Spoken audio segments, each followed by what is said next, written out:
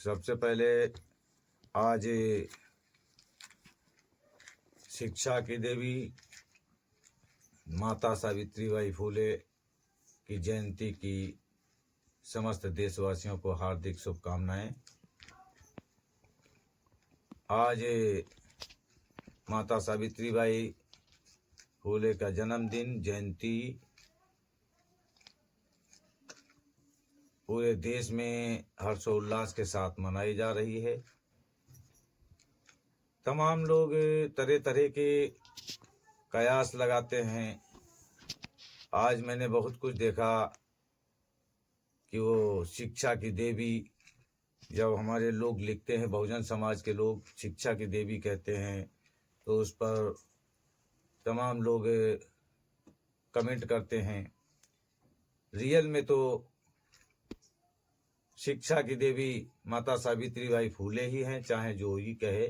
ये मनोवादी व्यवस्था के लोग भ्रम फैला करके हमारी व्यवस्था को ध्वस्त किया है और फिर आगे भी ये ऐसे ही षड्यंत्र रचते रहे हैं और रचते रहने की साजिशें हैं इनकी। फिलहाल हम अपने समस्त बहुजन समाज के लोगों से आगाह करते हैं और कहना चाहते हैं कि इनके षड्यंत्रों से दूर रहकर संत ज्योतिराव फूले, माता सावित्रीबाई फूले, दोनों लोगों ने मिलकर के शिक्षा की अलख जगाई और यही मनोवादी व्यवस्था के लोगों ने परिवार के लोगों को भ्रमित करके, गुमराह करके इतना भ्रमित किया कि उन्हें परिवार से भी बेदखल होना पड़ा। उनके पिता ने उनको परिवार से बेदखल कर दिया। जाकर के फातिमा शेख जैसे बड़ी महान महिला, जिन्होंने उनको अपने मकान में रहने का आश्रय दिया, और आश्रय ही नहीं, यहाँ तक कि दोनों बहन बहन जैसे बनकर के रहीं। माता सावित्रीबाई फूले, शेख फातिमा शेख, दोनों लोगों ने मिलकर के एक विद्यालय 1948 में खोला। वो दिन था 1 जनवरी 1948। 1 जनवरी 1948 को पहला विद्यालय। इन मानववादी व्यवस्था के लोगों को रास नहीं आया और माता सावित्रीबाई फूले के ऊपर तरह तरह से लांछन लगाए, आरोप लगाए। जब वो विद्यालय पढ़ाने जाती थीं तो उनके ऊपर कीचड़ उछालते थे। ये मनोवादी व्यवस्था के लोग कभी भी ये बहुजन समाज के लोगों को आगे बढ़ना, देखना पसंद नहीं करते थे। इन्होंने ऐसी व्यवस्थाएं, मनोवादी व्यवस्थाएं लागू की। ब्राह्मण, क्षत्रिय, वैश्य और शूद्रों में बांटकर शूद्रों के ऊपर इतने बड़े प्रतिबंध लगाए, शिक्षा से वंचित, अर्थव्यवस्था से वंचित, और यहाँ तक शस्त्र से भी वंचित। शिक्षा, शस्त्र, संपत्ति तीनों से वंचित रखा। इसके खिलाफ जब हमारे महापुरुषों ने आवाज उठाई, शिक्षा के लिए आवाज उठाई, संत ज्योतिराव फूले, माता सावित्रीबाई फूले, माता शेख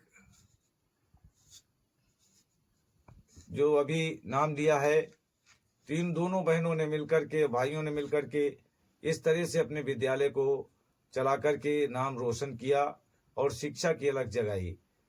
इस मुहिम को बढ़ाने में तमाम लोगों ने संघर्ष किया। यहाँ तक कि नाम लोगों ने सुना होगा कि हमारे बीच में संत गाडगे बाबा, बेचारे बहुत गरीब परिवार से होने के बाद भी, पढ़े लिखे नहीं थे, उसके बाद भी महाराष्ट्र में जगह जगह जाकर के शिक्षा की अलग जगाते थे। लोगों से कहते थे बच्चों को पढ़ाओ, बच्चों को ज्ञान सिखाओ, बच्चों को आगे बढ़ाओ और अपने समाज को स्वच्छ रखो, घर को स्वच्छ रखो, गांव को स्वच्छ रखो, स्वच्छ वातावरण बनाओ। ऐसी शिक्षा देने का काम किया। ऐसे तमाम संत महापुरुषों का छूटा हुआ इतिहास, आधा अधूरा इतिहास जिसको अब पूरा करने के लिए परम पूज्य बोधिसत्व बाबा साहब डॉक्टर भीमराव अम्बेडकर को जब मौका मिला तो उन्होंने शिक्षा, शस्त्र, संपत्ति तीनों का हक दिला करके हमारे बहुजन समाज को हक हकूक दिला करके आगे बढ़ने के लिए प्रेरित किया और हक दिलाए। और जो भी आज हम लोगों के बहुजन समाज के पास है वो सिर्फ और सिर्फ बाबा साहब डॉक्टर भीमराव अम्बेडकर की कलम की बदौलत है।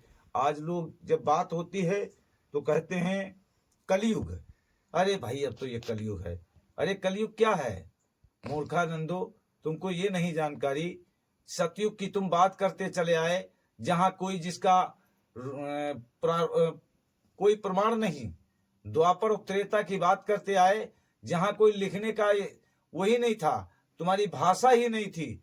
हिंदी भी भाषा तुम्हारी 1000 साल पहले पैदा हुई और उसका इतिहास इसी बीच में तोड़ मरोड़ के लिखा।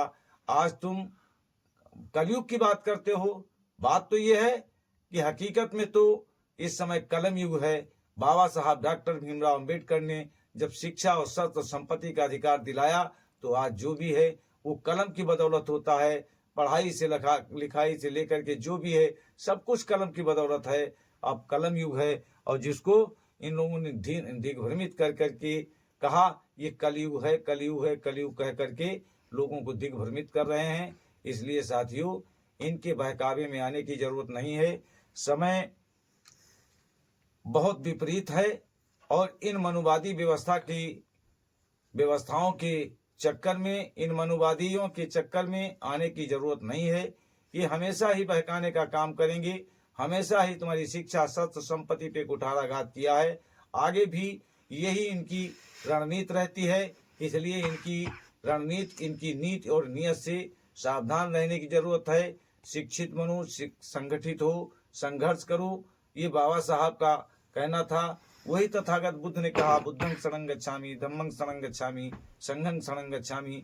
बुद्ध और धम्म और संघ भी संघर्ष और संगठन में रह करके और बुद्ध और यानी बुद्धं शरणं गच्छामि, बुद्ध के मार्ग पे चल करके, ज्ञान के मार्ग पे चल करके शिक्षा को अपनाइए और आगे बढ़िए।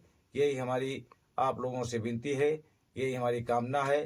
ज़्यादा समय काफ़ी रात हो रही है इसलिए ज़्यादा न कहते हुए हम आप लोगों से अपने निवेदन के तौर पर यही कहते हैं कि माता सावित्रीबाई फुले के इतिहास को जिंदा रखने के लिए हम सब आप लोगों को कृतज्ञ रहना पड़ेगा, एकजुट रहना पड़ेगा। इनके इतिहास को जन जन तक पहुंचाने का हमारा आपका दायित्व है।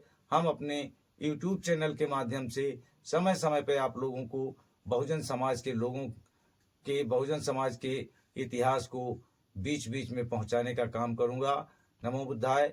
जय भीम, जय फूले, जय साहू, जय भारत, जय संविधान।